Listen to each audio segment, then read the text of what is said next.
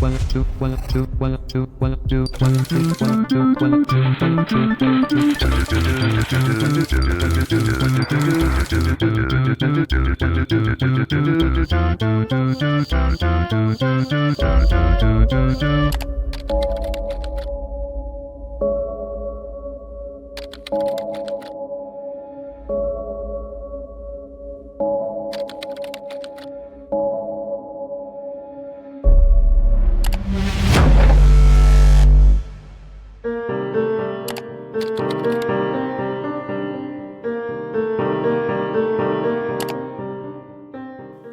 Han es un filósofo de origen surcoreano que imparte clases en la Universidad de las Artes de Berlín. Sus libros formulan una crítica a la sociedad actual, que se enmarca en una cultura de límites difusos, demasiado transparente, positiva, ruidosa e incluso pornográfica. Hoy nos acercamos a sus ideas a través de 4 personas que han leído y reflexionado sobre su obra. Él es un filósofo que intenta entender los actores sociales en lo que podríamos decir la posguerra fría. Dentro de este análisis, él defiende que hemos pasado de sujetos disciplinarios, típicos de las sociedades industriales, en las que los actores se regían básicamente por el deber, a sujetos de rendimiento. Estos sujetos de rendimiento, que serían los actores sociales actuales, contemporáneos, actúan en base no ya al deber, sino al poder hacer, ¿vale? Al poder hacer. El condicionamiento, elemental, lo que subyace a este tipo de sujetos serían básicamente las TICs, ¿vale? Las tecnologías de información y comunicación, básicamente Internet, los móviles, que están al alcance de cualquiera. La sociedad disciplinaria lo es en tanto que representa la resistencia del individuo a la civilización. Es decir, es necesario disciplinar al individuo en todos aquellos aspectos en que se enfrenta el proyecto civilizatorio. En la actualidad hemos superado ese paradigma de prohibición, de castigo, porque hemos accedido a una situación en la cual nos disciplinamos a nosotros mismos, es decir, el enemigo somos nosotros mismos, somos quienes nos negamos, y por lo tanto es un enemigo a nuestra medida. Mientras el enemigo fue externo o exterior, había una debilidad, es decir, la imposibilidad de penetrar el misterio que sigue siendo, que siempre es lo humano, hacía débil o frágil la posibilidad de control. La violencia neuronal no parte de una negatividad extraña al sistema, más bien es sistémica, es decir, consiste en una violencia inmanente al sistema. Tanto la depresión como el trastorno de déficit de atención por hiperactividad o el síndrome de desgaste ocupacional indican un exceso de positividad. En cierta medida, no debemos olvidar que la vida, en tanto que vida, es negatividad, es decir, es separación, es originalidad, es lo irrepetible, pues aquello que establece una frontera, ¿no? Puesto que la vida en sí misma es siempre divergencia, no se repite. En ese sentido, la negación de esa negatividad es una desaparición de la esencia concreta que tiene que ser lo humano, ¿no? Por lo tanto, es una desaparición del yo tanto como del otro. A eso se refiere sobre todo con la positividad. Esta sociedad es una sociedad en la que se aspira a una mente colectiva, en la que se ha renunciado a la excepcionalidad de lo vivo, a la excepcionalidad de la existencia humana, y por lo tanto nos hemos deshumanizado. En función de esto, Han dice que lo que vendría a ser un poco la metafísica de nuestra época sería el dataísmo, ¿vale? El dataísmo consistiría en un mundo en el que ya no hay sentido, pero en cambio la otra cara de la moneda sería en que tenemos datos, y solo datos, datos, datos. ¿Consecuencias generales de esto? Pues bien, por un lado, esto ha generado enfermedades paradigmáticas de nuestra época, Así como, por ejemplo, las enfermedades paradigmáticas de la época industrial eran básicamente de tipo inmunológico, ¿vale? Que en cierto modo también reflejan lo que sería ese sujeto del deber, el sujeto disciplinario, lo que sería lo correcto y lo incorrecto, y estas dicotomías que él llama negativas. Pues bien, las enfermedades contemporáneas serían de tipo como la depresión, como el agotamiento, la fatiga crónica, que según él es propio de aquellos sujetos de rendimiento que están constantemente expuestos a datos donde apenas hay mediación. Vivimos en un mundo inmediato, no hay ese lugar de refugio como ha habido siempre en todas las épocas de la humanidad. El enjambre digital no es ninguna masa porque no es inherente a ninguna alma, a ningún espíritu. El alma es congregadora y unificante. El enjambre digital consta de individuos aislados. El enjambre es un poco la metáfora que utiliza Han para describir pues, la sociedad digital, ¿no?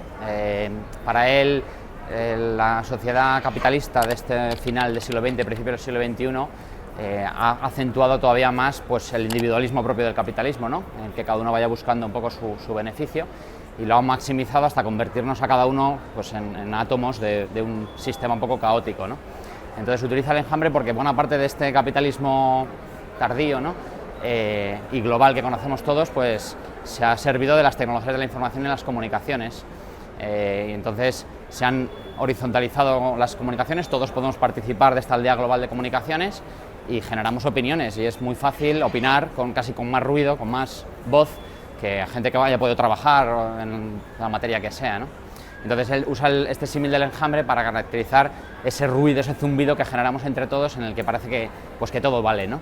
Y en lugar de censurar o acallar lo que no nos interesa, que era lo típico del poder político histórico, ¿no? Vertical, jerarquizado y demás, pues ahora es la sobreinformación.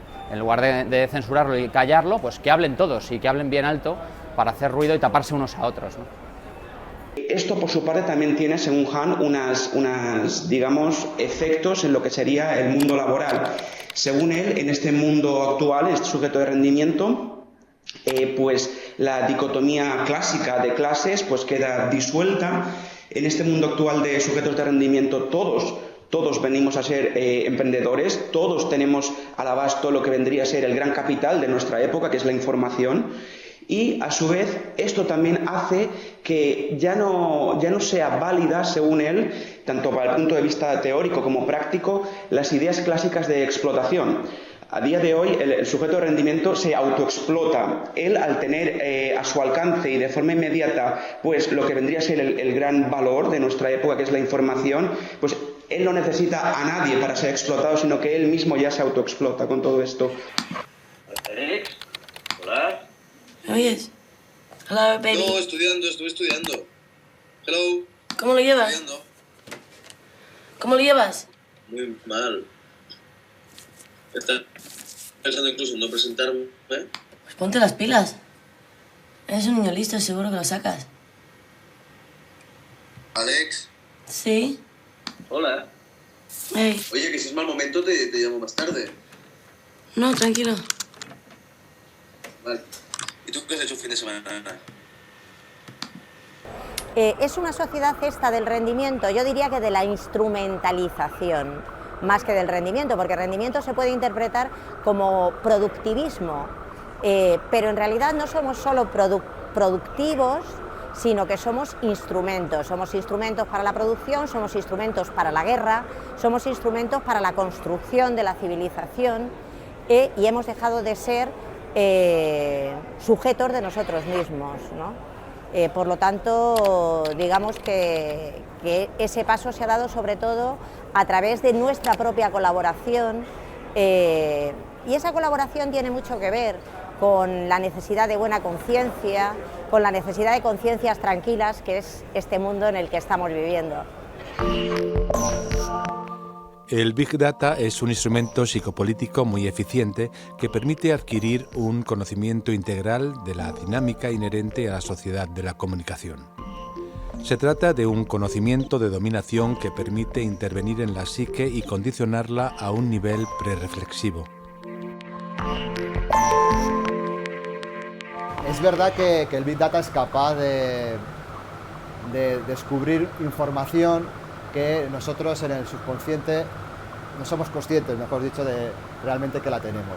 Entonces, en ese sentido es verdad, existe esa capacidad de predecir, esa capacidad de adivinarla un poco en la medida de las probabilidades qué es lo que va a ocurrir. Pero claro, eso está todo muy centrado en la parte, digamos, social, en la parte económica. También hay otras áreas donde se utiliza el Big Data que no tienen nada que ver con esto. Por ejemplo, pues en el descubrimiento de nuevas enfermedades, en el modelado.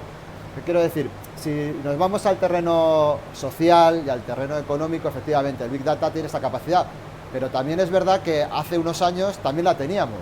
Lo que ocurre es que como ahora tenemos mucha información, somos capaces de depurar, de definir mucho más las predicciones y de tener más parámetros a tener en cuenta a la hora de tomar decisiones. El dataísmo también tiene funciones de protección civil y son a su vez bastante útiles y no, digamos, malas por utilizar el lenguaje ético clásico. Ejemplo, el Big Data sirve también para establecer lo que vendrían a ser programas de protección civil, gestión de desastres naturales, y esto salva vidas. O sea, Han lo que plantea es, en este futuro un poco distópico que planteaba Orwell con su Gran Hermano o Huxley con El Mundo Feliz, él plantea claramente que es Huxley el que ha vencido, por así decirlo, ¿no? La sociedad en la que vivimos es una sociedad en la que la información abunda demasiado, nos bombardea permanentemente y muchas veces pues, nos narcotiza, ¿no? Vivimos en ese ruido permanente del que habla. Entonces, la lógica del aprovechamiento de los tiempos y el rendimiento propia de la industria, desde la revolución industrial, se ha extendido ya a unos límites ya individuales. Entonces, Han rescata el panóptico de Bentham, que era una estructura carcelaria, ¿no? Desde la cual un carcelero era capaz de controlar un montón de celdas donde había prisioneros que no sabían si les estaban vigilando o no. Ese panóptico, que era una estructura física, arquitectónica, ¿no? Él habla de que la sociedad digital se ha consumado en el panóptico digital, en el sentido de que todos nos estamos observando a todos y que siempre hay que dar esa cara amable y eficaz de estar siempre haciendo mil cosas. Basta pensar en los muros de Facebook, en lo que la gente tuitea y publica, en la que uno siempre está hiperactivo, haciendo cosas, cumpliendo, aprovechando todos los tiempos, ¿no? Además, las tecnologías de la información, Han dice que lo que han hecho es romper un poco las fronteras que había entre el trabajo y el ocio. El obrero salía de la fábrica, fichaba y se marchaba a su casa, ¿no? Y mucho esfuerzo costó pues, reducir las jornadas laborales, etcétera, etcétera. Las tecnologías lo han barrido por completo. Uno sale de su trabajo, pero se lleva el móvil encima, en cualquier momento le pueden contactar, le pueden mandar un correo, está el fin de semana escribiendo, se diluye completamente, entonces se aprovechan mucho más los tiempos.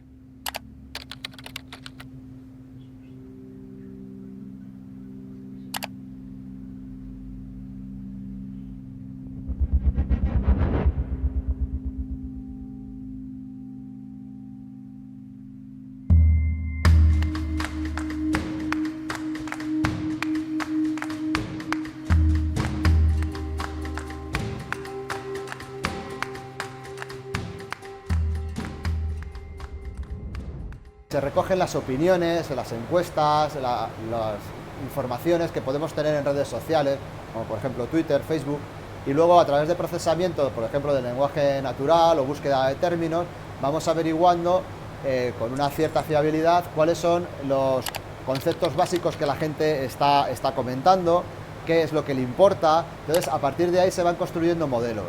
Entonces, es fácil, por ejemplo, a lo mejor en las elecciones, si tú estabas hablando de temas como ocurrió de racismo, mujeres, etcétera, tú puedes ir buscando toda esa información y viendo si realmente esos temas están entrando en la sociedad y realmente qué importancia tienen y si se le dan valor. A partir de ahí, si yo además sé pues mucha información tuya a través de, por ejemplo, de Google, pues, tus usos, tus costumbres, soy capaz de, seremos capaces o somos capaces de intentar personalizarte un mensaje.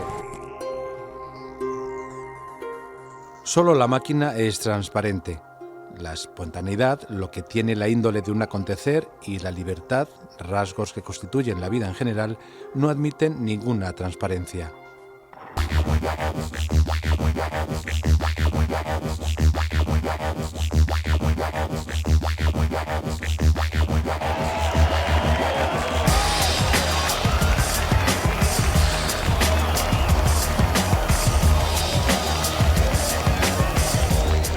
lo que él plantea es que esas sociedades en masa que definían clases homogéneas, clases sociales homogéneas, los obreros, en fin, el grupo ario, etcétera, etcétera, pues se han roto, se han pulverizado en fragmentos, ¿no? Y se han individualizado. Entonces, él lo que plantea es que cuando sucede la crisis económica básicamente del 2008, ¿no? Y se pone en cuestión este modelo triunfante después de la caída del muro, la indignación ciudadana que surge está desmembrada, está desorganizada. Y entonces cuando intenta organizarse como una voz, ya no forma una clase social que tenga un único discurso, ya se ha diluido en el politeísmo moral de Weber, ¿no? Usa un montón de discursos, a veces antagónicos, heterogéneos, contradictorios, y ahí tienes pues eso, el eclecticismo de un 15M en el que te encuentras a ecologistas, feministas, marxistas, convencidos, gente más conservadora, más comunitarista, que añora tiempos remotos, gente que jamás habría congeniado, que es incapaz de articular un único relato, pero que lo que tienen en común es la indignación frente al discurso, ¿no? Entonces, él dice, bueno, sí, las tecnologías de la información sirven para un poco organizar, o aparentemente sirven para organizar esta indignación, pero en la práctica están neutralizadas porque no son capaces de tener relato propio, ¿no? Él lo que dice es que tarde o temprano eso va a disolverse en datos que a su vez van a permitir múltiples interpretaciones y en manos, pues digamos, de campañas electorales nuevas, ¿vale? Habrá partidos políticos que, digamos, aprovecharán todos esos movimientos para promocionarse, o incluso en el mundo del mercado, es decir, incluso esas nuevas posibilidades también acabarán siendo productos de marketing tarde o temprano. Esto vendría a ser lo que propone Han, con lo cual, como digo, Han es bastante pesimista al respecto y al fin y al cabo es uno de los puntos por los que se le critica.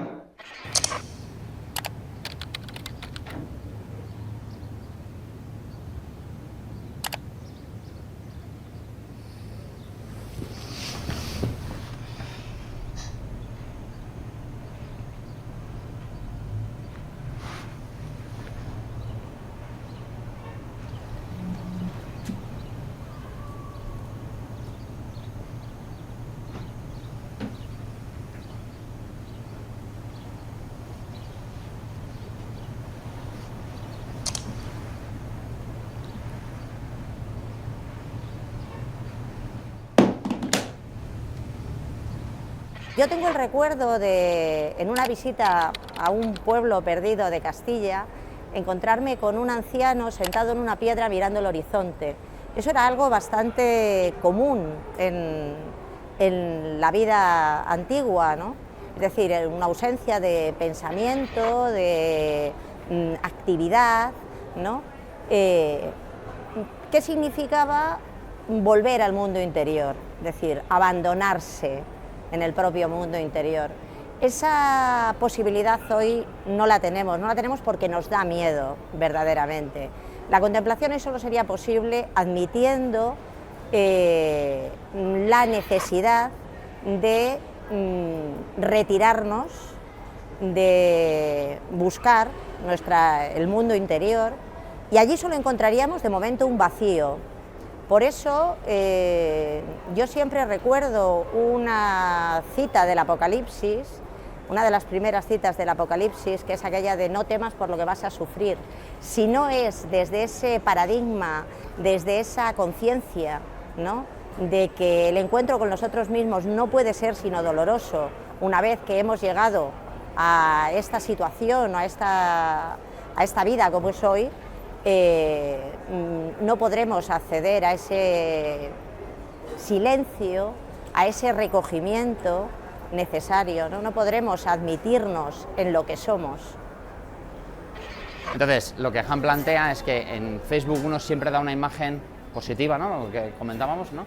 Siempre ofrece la mejor versión o esa apariencia del avatar que se ha creado en la red social respectiva.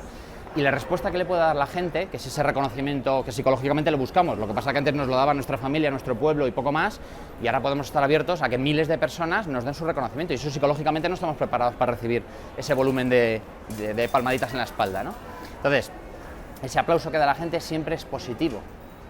Bueno, Facebook ahora ha generado otras alternativas al me gusta clásico, ¿no? Pero lo que impera, sobre todo, es aceptar lo que me vendes. Es como el dinero, uno no usa el antidinero, o lo compras o te callas. Entonces siempre te das esa visión positiva de añadir, de aceptar, de aplaudir lo que nos dan, de manera que parece que no hay espacio para la negatividad, para lo que no sale en las redes sociales, en esa fachada un poco pública. El eros se dirige al otro en sentido enfático, que no puede alcanzarse bajo el régimen del yo. Por eso, en el infierno de lo igual, al que la sociedad actual se asemeja cada vez más, no hay ninguna experiencia erótica. Esta presupone la asimetría y exterioridad del otro. Para mí la desaparición del sujeto, la desaparición de lo singular, de la individualidad, es el elemento que hace imposible la conexión erótica, ¿no? Por otro lado, en una sociedad de lo políticamente correcto, nuestra vida erótica ya no está determinada por nuestro propio movimiento interior o el conocimiento de nosotros mismos, sino que viene a suponer una construcción además desde el logos. Me perdí por las carreteras. Llegué al Silicon Valley para hacer unas fotos.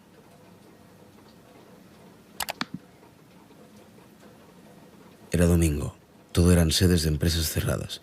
Todo tenía un aspecto fantasmagórico. Más desierto que los que acababa de cruzar esos días. Hice muchas fotos. La última, justo cuando se acababa el día, fue la de una granja de servidores donde estas empresas almacenan nuestros datos. Pensé que los últimos meses de nuestra relación podían estar allá, almacenados físicamente. Allí, en medio de un inmenso parking vacío, sin la presión a la que estaba sometida en Los Ángeles, me di cuenta.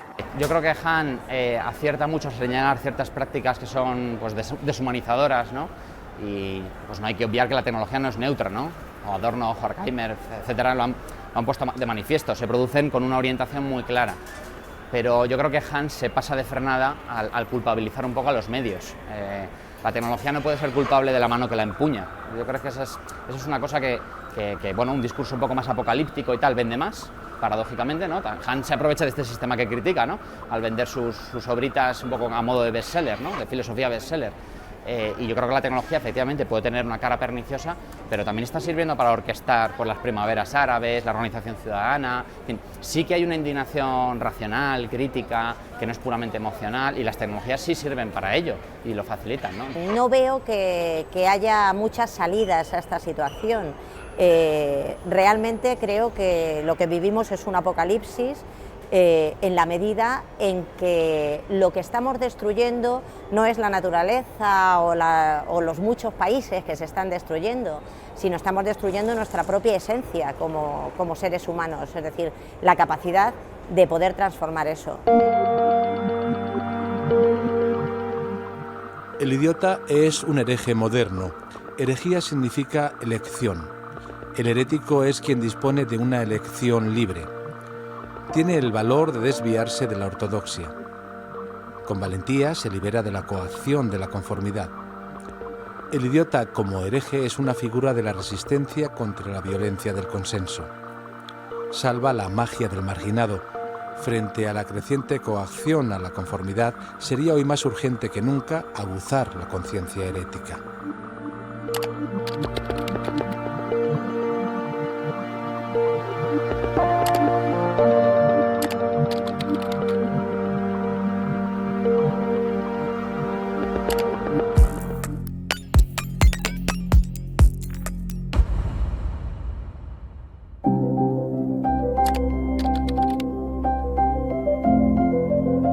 Nuestra memoria es sensible a las manipulaciones externas.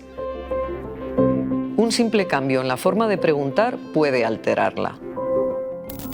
En un famoso experimento, la psicóloga Elizabeth Loftus demostró este fenómeno. Mostró a un grupo de estudiantes un vídeo de un accidente de tráfico y les pidió que estimaran la velocidad de los coches, pero a cada grupo se le hizo la pregunta utilizando verbos distintos. Los resultados fueron reveladores. El grupo al que se le preguntó con la palabra estrellarse estimó una velocidad mucho más alta que el que escuchó la palabra rozar. La misma escena, pero el lenguaje había creado un recuerdo diferente. Esto demuestra que nuestra mente es tan susceptible que no solo podemos modificar recuerdos, sino también crear recuerdos de cosas que nunca ocurrieron. La memoria, esa supuesta verdad, es en realidad un puzzle que puede ser manipulado.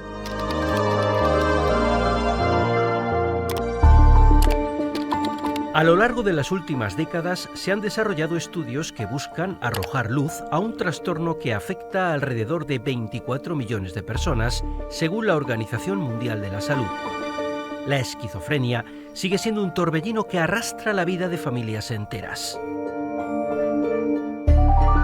Las personas que padecen este tipo de psicopatología pueden ver sus derechos mermados y sufrir rechazo.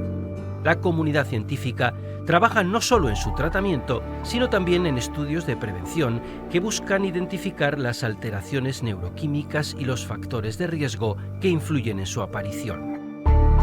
La esquizofrenia y en general todos los trastornos del espectro psicótico, es decir, que cursan con alucinaciones y con delirios, además de con otros grupos de síntomas, es una psicopatología muy debilitante. Como en la mayoría de los trastornos mentales, influyen en ella una interacción importante de factores genéticos y ambientales. Sin embargo, a día de hoy todavía estamos intentando entender bien cómo interactúan estos factores genéticos y estos factores ambientales. El doctor Celso Arango, director del Instituto de Psiquiatría y Salud Mental del Hospital Gregorio Marañón, nos aclara algunas cuestiones relacionadas con este tipo de psicopatología. Los trastornos psicóticos tienen una serie de factores de riesgo biológicos, genéticos y otra serie de factores ambientales. Los fundamentales desde el punto de vista de la prevención son los ambientales. Todos tenemos la posibilidad no solo de tener un trastorno mental, sino de tener también un trastorno psicótico, si se dan las circunstancias. Ahora, la vulnerabilidad con la que nacemos, por ejemplo, la genética, los familiares que tenemos, la exposición a distintos factores de riesgo o factores protectores innatos, hacen que distintas personas sean vulnerables a tener un trastorno psicótico. Esa vulnerabilidad aumenta durante la adolescencia y la etapa adulta joven. Voy a poner un ejemplo. Hay personas que tienen un síndrome genético, que se llama síndrome de Dios, 22q11, que tienen 50 veces más riesgo de tener esquizofrenia que la población general. El hecho, por ejemplo, de tener un padre o una madre con esquizofrenia o un trastorno psicótico multiplica por 10 ese riesgo, ¿no? Por tanto, la vulnerabilidad es distinta para cada persona y eso hace que las personas que necesiten más o menos factores de riesgo para pasar ese umbral y que desarrolla el trastorno psicótico.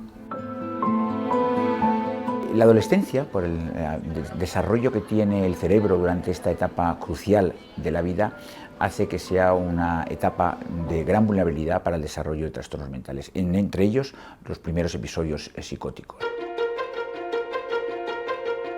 En cuanto a la relación con el cannabis, lo que es muy importante ver es que los estudios nos dicen que el consumo de cannabis no aumenta el riesgo de psicosis de forma igual en todas las edades y que ese incremento en el riesgo de producir psicosis es mucho mayor cuando el consumo de cannabis se hace en un cerebro en desarrollo, como es la adolescencia, que si se hace en la edad adulta. Además, sabemos que el consumo de cannabis no solo aumenta el riesgo de tener un episodio psicótico, sino que cuando ya se ha tenido ese episodio psicótico, el consumo de cannabis empeora el pronóstico y lo hace aún todavía más en personas más jóvenes, personas adolescentes. Cuando tenemos a alguien que tiene una buena personalidad premórbida y un buen ajuste y de repente desarrolla un trastorno psicótico después de consumir cannabis, si conseguimos que deje de tomar cannabis, el pronóstico va a ser mejor que aquel que ha tenido un trastorno psicótico fuera del contexto del cannabis.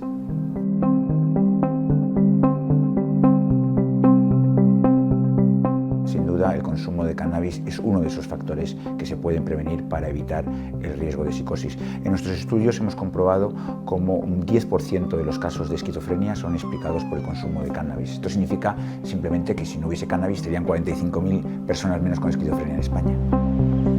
Se trata de un trastorno cargado de estigmas sociales, una psicopatología caracterizada por un conjunto diverso de síntomas que marca inevitablemente las relaciones sociales de la persona que lo sufre.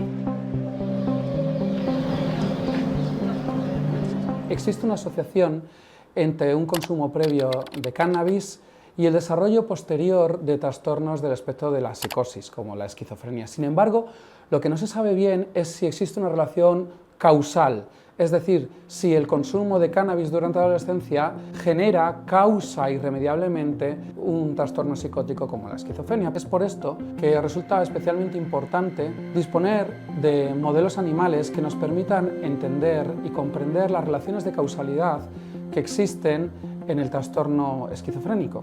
Modelos animales en el laboratorio para intentar dilucidar esta cuestión. No todas las personas que han fumado cannabis durante la adolescencia van a acabar desarrollando un trastorno psicótico. Solo un subgrupo que podríamos hablar de personas vulnerables, de individuos especialmente vulnerables. ¿Cuáles son estos individuos? Gran parte de la investigación que hacemos en el grupo de investigación de psicobiopatología de la UNED intenta responder precisamente esta cuestión. El proyecto Simpiacán tuvo su respaldo inicial gracias a la beca Leonardo que obtuvo Alejandro Higuera en el año 2017. Un proyecto inspirado en los resultados de un estudio que se realizó en Finlandia en los años 80 y que intentó determinar la relación de los síntomas de la esquizofrenia y el virus de influenza A en la pandemia de 1957. Es decir, individuos adultos con esquizofrenia que estuvieron expuestos al virus en su periodo embrionario. Uno de los factores de vulnerabilidad en los que nos hemos centrado especialmente son las infecciones durante el embarazo. Desde más o menos los años 80 se sabe que existe una asociación, también una relación entre la exposición a infecciones durante la gestación y luego la probabilidad de que esos niños o niñas cuando nacen y se hacen mayores existe una mayor probabilidad de desarrollar un trastorno psicótico. Lo que hacemos entonces, utilizando modelos animales, es exponer a ratas gestantes a algún patógeno, como por ejemplo algún componente de bacterias como la bacteria Escherichia coli, pues tomamos un componente de estas bacterias y se lo inyectamos a madres gestantes para reproducir una infección por bacterias, por ejemplo. Posteriormente, esa descendencia la exponemos a vapor de cannabis durante su adolescencia. De esta manera estamos combinando factores de riesgo, factores de predisposición, con factores factores desencadenantes, como puede ser el consumo de cannabis en la adolescencia. El compuesto más psicoactivo de la planta del cannabis es el THC, el delta 9 tetrahidrocannabinol, y el no psicoactivo, que es el CBD. Entonces nosotros a través de esta cámara de vaporización podemos jugar un poco con estas mezclas de concentraciones, tanto de THC como CBD, y simular lo que ocurre en la realidad, los jóvenes que consumen cannabis en este tipo de diferentes concentraciones. En esta cámara lo que hacemos es tener nuestro vaporizador, tenemos un extractor y tenemos unos ventiladores que nos permite, en el momento que los encendemos, crear una atmósfera de cannabis, y hay una corriente de aire que va circulando y hace que los animales que están en nuestros compartimientos dentro de la caja pues puedan recibir estos vapores de cannabis. La investigación conlleva la elaboración de una serie de pruebas que se realizan en los laboratorios de la UNED y que ayudan a comprobar la posible relación causal, permitiendo la recogida de datos. Estamos frente al test de preferencia por la novedad, el cual nos permite estudiar el comportamiento de la rata con respecto a exploración de ambientes novedosos. Este test es muy sencillo. A través de este aparato lo que hacemos es colocar la rata en un compartimiento por un tiempo determinado para que ella esté tranquila y se acostumbre a este espacio, lo reconozca, le dé una cierta seguridad, y después de pasado un tiempo lo sacamos del animal y lo colocamos en el compartimiento del centro, abrimos las dos puertas que tiene internas, de manera que la rata puede tener la posibilidad de escoger si quiere explorar el compartimiento novedoso o quiere continuar estar en el compartimiento que inicialmente ya conocía. Una vez hemos terminado el test, todos los datos que hemos recogido de estos animales, lo que nos permite es identificar comportamientos de alguna manera que podemos relacionar con la esquizofrenia, es decir, animales que prefieren estar más retraídos y no tienen una conducta muy exploratoria, en contraposición con animales que llamamos control, que por el contrario sí son tienden a tener esta característica de explorar estos ambientes novedosos.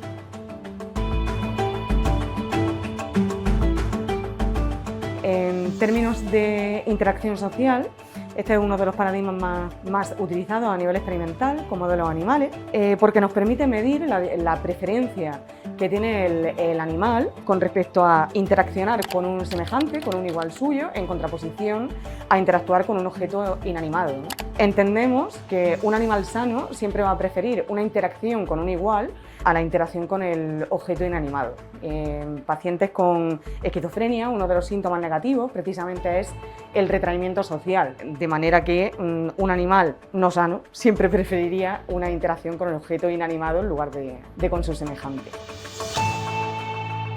Utilizando este modelo entonces de exposición a infecciones durante la gestación y consumo de cannabis o exposición a vapor de cannabis en la adolescencia, hemos podido descubrir algunas cuestiones verdaderamente relevantes.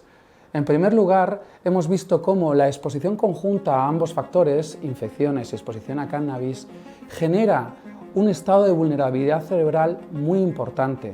Hemos utilizado escáneres cerebrales, tomografía por emisión de positrones y hemos identificado áreas concretas del cerebro que muestran una afectación especial cuando confluyen los dos factores. Además, utilizando técnicas de análisis genético de nueva generación, hemos identificado genes que tradicionalmente se sabe que son factores, genes de riesgo en esquizofrenia, pues hemos identificado estos genes con una gran afectación en los animales que muestran la exposición a ambos factores de riesgo.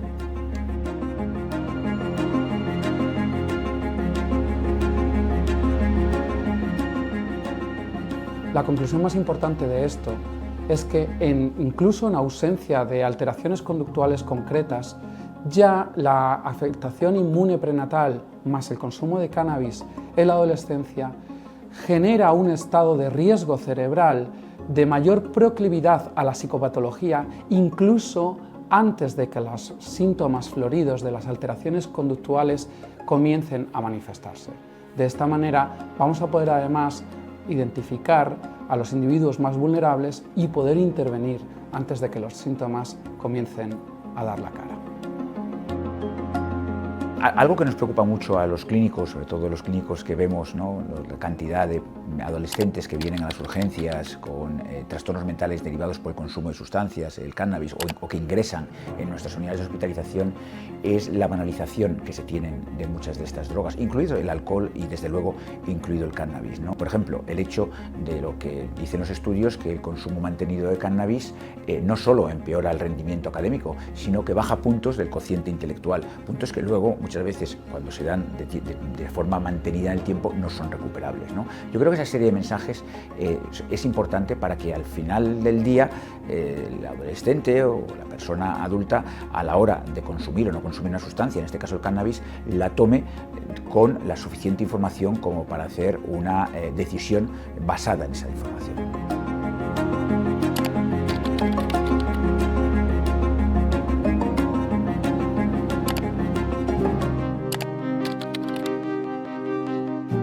Precursor del idealismo alemán y considerado uno de los filósofos más influyentes de la Ilustración, las enseñanzas de Immanuel Kant han sido fundamentales para entender lo que hoy es Europa.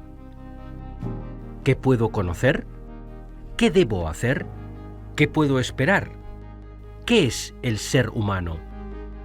Fueron las preguntas que moldearon el pensamiento de este filósofo prusiano, una obra muy influenciada por una sociedad fuertemente militarizada, marcada a finales del siglo XVIII por la Revolución Francesa. Su influencia es enorme, pero ¿realmente conocemos a Kant? Immanuel Kant, sí, el filósofo de... No me acuerdo muy bien de qué época, pero sé que era un filósofo. Sinceramente me lo he dejado. O sea, es que me parecía tan... A la hora de estudiar es que no me entraban las cosas y he dicho, bueno, como se pueden dejar autores, pues he dicho... Sí, lo he estudiado. Es un filósofo de la edad moderna o contemporánea, no recuerdo bien. Pero a mí lo que más me llamó la atención suyo fue ese giro de que al final toda la filosofía anterior pensaba que existía como algo más allá del hombre y tal, y él decía que muchos de sus argumentos pues se basaban en digamos, proyecciones de la conciencia hacia afuera. Asocio un poco lo de la ética kantiana y poco más, la verdad, porque creo que eso es como lo más importante de él. Claro que sí, es un filósofo alemán, siglo XIX, bueno, un señor bastante rarito en su vida personal, pero como filósofo era una persona excepcional. Inauguró la filosofía moderna y gran parte de la historia de la filosofía posterior a Kant está basada en sus ideas y en sus postulados. Estamos celebrando el 300 aniversario del nacimiento de Immanuel Kant en 1724. Murió a los 79 años en la ciudad que en ese momento se llamaba Königsberg, hoy en día Kaliningrado. Apenas salió de ella. Sí hay testimonios de algunos cortos viajes, pero siempre en Prusia Oriental. Fue profesor durante muchos años de diversas asignaturas en la universidad de su ciudad. Entonces se llamaba Albertina. Hoy en día, y desde el año 2005, lleva el nombre de Immanuel Kant. Además de sus retratos, también tenemos un cuadro que lo muestra en torno a una mesa con varios de sus amigos. Era una costumbre organizar cenas y encuentros con ellos, y las biografías de las personas que le conocieron le muestran como muy amable y cercano con sus amigos y con sus estudiantes. Kant nació en 1724 en Königsberg, una ciudad portuaria importante que hoy en día se llama Kaliningrado y que entonces era una ciudad bastante clave dentro de lo que se llamaba el Reino de Prusia. Nadie esperaba mucho de este reino pequeño, un enclave dentro de un mundo que estaba dominado por el Sacro Imperio Romano, pero la historia del 18 va a ser la explosión de este reinado como potencia europea importante y clave en la historia de Europa, ya no solo del siglo XVIII, sino del siglo XIX y del XX. En 1784, años antes de la Revolución Francesa, Kant publica un ensayo en Berlín bajo el título Respuesta a la pregunta ¿qué es ilustración?, en el que nos anima a pensar por nosotros mismos. Sapere aude, atrévete a pensar. Una pregunta que hoy en día sigue siendo relevante y sobre la cual no siempre nos detenemos a reflexionar. Para mí pensar por mí mismo es, más que todo, que lo que primero que te tiene que valer a ti es lo que tú necesitas. Tienes que preocuparte por ti mismo realmente. Pues yo creo que pensar por nosotros mismos es complicado hoy en día, no es tan fácil como en la época de Kant, porque estamos sometidos a los medios de comunicaciones de masa, ¿no? Nos llegan opiniones por todas partes, a veces muy superficiales y poco fundamentadas, y cogemos pequeños elementos de estas opiniones y las hacemos propias, pero pensar por uno mismo es, yo considero, prácticamente imposible. Creo que es seleccionar de cada una de esas fuentes, ¿no?, nuestra familia, nuestros amigos, la sociedad, lo que nos interesa, y constituir en la medida de lo posible un criterio propio. Al final dejarte llevar un poco por tus ideas, tu instinto, tus sensaciones, y no aceptar imposiciones desde fuera de ya sea morales, pensamientos o lo que sea. Sapere aude, atrévete a pensar. Kant hace a algunos de los ciudadanos de su época responsables de su minoría de edad. Es tan fácil no estar emancipados, mientras pueda pagar, no hace falta pensar. Pero también, por supuesto, criticará a aquellos que se benefician de esta situación, a los tutores que domestican a sus animales domésticos, nos dice él, y que muestran el pensar como un peligro. Hacia el final de esta obra, sin embargo, nos encontramos una afirmación sorprendente. Razonad todo lo que queráis y sobre lo que queráis, pero obedeced. Todavía hay un debate acerca del significado de estas palabras. Un par de años más tarde, y en la misma revista, publica otro ensayo con el título Cómo orientarse en el pensamiento. Frente a la imagen del intelectual aislado, Kant nos dice que no es posible pensar si no es en comunidad, es decir, si no comunicamos nuestros pensamientos. No podemos tener libertad de pensamiento si no tenemos libertad de comunicación. En otros escritos, Kant introduce otra condición para su ilustración: pensar en el lugar de los demás. Ya no va a ser la obediencia la pauta de la razón, sino el encontrar en la razón de cada uno el criterio de la verdad. Ilustrar a un individuo, nos dice Kant, puede ser una tarea sencilla, acostumbrándole a reflexionar desde joven. Sin embargo, ilustrar a una época es algo más complicado. Gracias a la rápida expansión de Prusia y a sus fuertes reformas militares y políticas, Kant incluso elogió a Federico II de Prusia y le dedicó alguna obra. Voltaire llegó a definirle como el rey filósofo. El legado de Federico tiene, por decirlo así, dos caras. Por un lado está la inspiración que le dio a Napoleón. Napoleón le admiraba como estrategista militar y cuando llegó a Prusia se encontró con el reloj de Federico, ya en el siglo XIX, y a partir de entonces Napoleón durmió junto al reloj de Federico todas las noches, lo tenía en la mesilla de noche, lo cual implica que se sentía como una especie de heredero del legado de Federico, y que cuando fue reformando Europa a través de cambios constitucionales y cambios ilustrados, pues digamos que encarnaba el espíritu de Federico II. Pero luego también tenemos el legado de Federico como una especie de proto-Hitler, por ponerlo así, ya que Hitler también admiraba a Federico. Federico es el primero que consolida, digamos, una autoridad centralizada en una Alemania muy dividida, muy fragmentada por el Sacro Imperio Romano, y de hecho por su 50 cumpleaños a Hitler le regalaron un cuadro, un retrato de Federico, y Hitler lo instaló en el búnker en el cual pasaría sus últimos días y en su momento se quitaría su vida, ¿no? Federico, por un lado, es un rey ilustrado que permite ideas que se debatan, ideas ateas, atrae a todo tipo de filósofos ilustrados a Berlín y convierte a Berlín en una especie de capital cultural europea muy importante, incluyendo la Academia de Berlín, se convirtió en una especie de foro muy importante intelectual en el siglo XVIII. Pero el lado oscuro de Federico es que tiene una actitud hacia la política exterior muy agresiva, y lo que viene a hacer es que reconfigura totalmente el equilibrio europeo y consigue que Austria, que ha sido durante siglos una enemiga de Francia, se convierta en aliada de Francia para protegerse de Prusia, e Inglaterra, intentando crear una especie de barrera para Francia, para evitar el expansionismo de Francia, pues apoya a Prusia.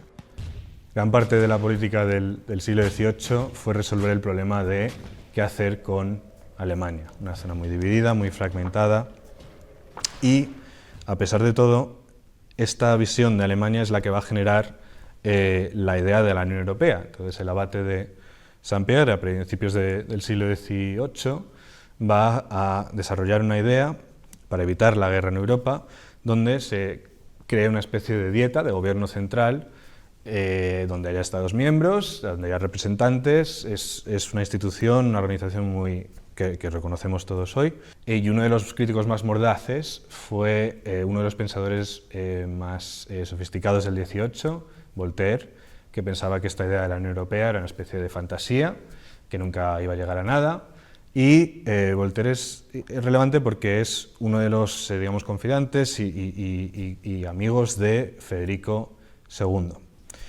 Y una cosa que hace Voltaire es que publica un texto de Federico II, que Federico no quería publicar, donde Federico desarrolla una idea alternativa para Europa, una visión de Centro Europa más centralizada alrededor de una monarquía, donde el poder se consolidase alrededor de una figura y donde no hubiese tanta deliberación, tanto debate. Gran parte de la obra de Kant está fuertemente influenciada por el contexto belicista de Europa y por la expansión de Prusia. Por ello, cómo solucionar la guerra y lograr la paz también fue un tema que le preocupó mucho. Hacia el final de su vida, en 1795, publica Hacia la paz perpetua. Fue un éxito de ventas y fue traducido rápidamente a varios idiomas. La pregunta que guía la investigación en este breve ensayo también es cómo es posible pensar una paz que no sea la paz de los cementerios. Nos avisa de que no tenemos que esperar que el rey sea un filósofo ni que los filósofos sean reyes, algo no deseable, pero sí que reclama Kant la necesidad de dejar expresarse a los filósofos para poder ejercer su papel dentro de la sociedad. Entonces, bueno, el legado de tanto Federico como de Kant, como de los dilemas sobre la paz perpetua, como de la Unión Europea, sigue muy vivo con nosotros. Kant escribe un texto llamado Paz Perpetua, pero hace una especie de juego de palabras porque paz perpetua para él es otro tipo de paz perpetua que es la muerte. Entonces viene también a jugar un poco, a satirizar este tipo de ideas fáciles sobre cómo se puede llegar a la paz y a la unión de estados. ¿Cuáles son las condiciones de un tratado de paz? Un tratado de paz no debe esconder las condiciones para un conflicto futuro. Un Estado autónomo no puede ser adquirido por otro. Los ejércitos permanentes han de desaparecer. El poder financiero no debe ser utilizado en beneficio de la rivalidad de los estados. Un Estado autónomo no puede inmiscuirse en el gobierno de otro. Y por último, dentro de una guerra, un Estado no puede cometer asesinatos ni traición que rompan la confianza en la búsqueda de una paz futura. ¿Cómo deberíamos actuar moralmente? Este puede ser el legado principal que ha dejado Kant en la actualidad, una pregunta que ha sacudido Europa en el siglo XX y sobre la que muchos filósofos han continuado trabajando. Muchos años después, en el siglo XX, una vecina judía de Königsberg se convertirá en una de las pensadoras más importantes del siglo XX, Hannah Arendt. La influencia de sus lecturas kantianas es evidente en sus obras. Pasó por el campo de Gurs, en Francia, y en 1941 llega en un exilio que finalizará solo con su muerte en Estados Unidos. Deja escrita esta experiencia en un artículo muy famoso que lleva por título Nosotros, los refugiados. Fue reportera cubriendo el juicio de Eichmann en Jerusalén. De esta experiencia surge su libro, uno de los más importantes, Eichmann en Jerusalén, un ensayo sobre la banalidad del mal. Eichmann no era un loco ni un monstruo. Su complicidad con el Holocausto derivaba de su incapacidad para pensar por sí mismo. Sapere aude, atrévete a pensar.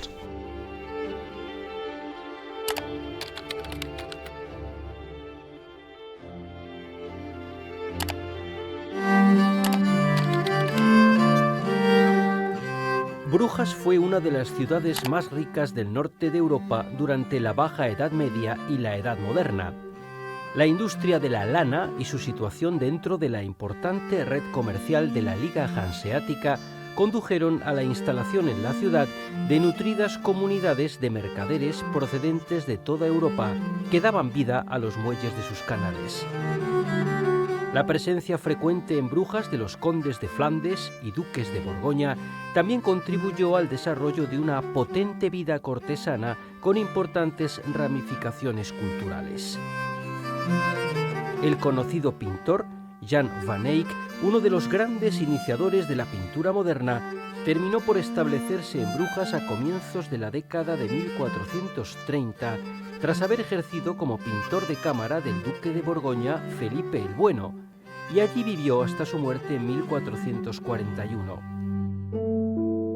Justamente, una de sus obras más relevantes, el retrato de Giovanni Arnolfini y su esposa Giovanna Cenami, hoy en la National Gallery de Londres, fue realizado en esta ciudad en 1434. Se trata de uno de los cuadros más conocidos de la historia de la pintura, del que se ha resaltado habitualmente tanto su capacidad simbólica para representar, quizás el momento del matrimonio de la pareja, como el detalle y la minuciosidad del pincel de Van Eyck. En cualquier caso, tanto esa potencia significativa como el esfuerzo para la representación verosímil del mundo real estaban puestos aquí al servicio de la pujante clase comercial. Los Arnolfini Cenami pertenecían a clanes de mercaderes italianos asentados en Francia y Flandes, y Giovanni pasó casi 50 años en Brujas como agente comercial muy relacionado con Felipe el Bueno. Mucho menos conocido que la tabla de los Arnolfini, pero igualmente significativo como memoria del pasado, es el retrato del comerciante español Juan López Gallo y sus hijos, que se conserva en la Grutus de Brujas. Este edificio era un antiguo palacio de otro comerciante del siglo XV con importantes conexiones políticas en la corte de los duques, llamado Lodewijk van Grutus, y hoy, tras importantes intervenciones arquitectónicas realizadas en el siglo XIX, Museo de Historia de Brujas. La visita a este palacio no solo es ilustrativa de la riqueza doméstica que disfrutaron las élites urbanas de Brujas desde el siglo XV en adelante, sino que permite contemplar además una selección de objetos que recorren la historia social y la cultura material y artística de Brujas hasta llegar al siglo XIX. Un número significativo de estas piezas cuentan las relaciones de Brujas con la península ibérica. Las cerámicas valencianas, que llegaban al norte de Europa por las mismas rutas comerciales que la lana de Castilla, los retratos y escudos del emperador Carlos V, soberano de ambos territorios, o el retrato de López Gallo al que hacíamos referencia antes. Esta tabla formaba parte de un tríptico pintado por Pieter Porbus del que se han perdido las otras piezas, en las que estaba también representada su esposa y prima Catalina Pardo, pintada como López Gallo y sus hijos e hijas en posición orante. López Gallo había nacido en Castrojeriz hacia el año 1500 y en las últimas décadas de su vida residió en Brujas hasta su muerte en 1571. Allí formó parte de la comunidad de comerciantes y banqueros al servicio tanto de la política internacional de Felipe II como de sus necesidades financieras. Esto le permitió desempeñar diversos cargos en la ciudad y finalmente obtener del rey un título de nobleza consular en Flandes. Su retrato y otros en la Grutus enseña cómo la historia de una ciudad no son solo la de sus edificios y calles, sino también el recuerdo de las personas que la habitaron y la pusieron en relación con el mundo.